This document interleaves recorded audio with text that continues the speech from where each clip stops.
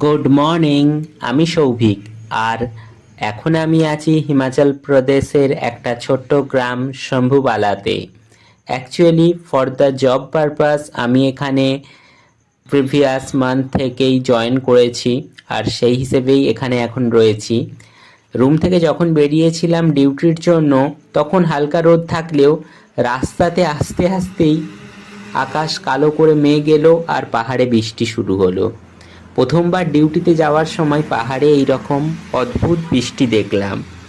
অদ্ভুত বৃষ্টি এই জন্য বলছি, বৃষ্টিটা পড়ছিল খুব জোরে, কিন্তু যেহেতু পাহাড়ি রাস্তা তাই কোথাও জল জমে থাকছে না, জল ঠিক গড়িয়ে নিচে খাতের দিকে চলে যাচ্ছে। আর পাহাড়ের মাথায় ধোঁয়ার মতো হয়ে, কুয়াশার মতো হয়ে মেঘ জমে রয়েছে। মন্দিরের চারপাশ গাছপালা বর্ষার প্রথম বৃষ্টিতে যেন সবুজে সবুজ হয়ে উঠেছে চারপাশ, তারই সঙ্গে ঠান্ডা হাওয়া দিচ্ছে।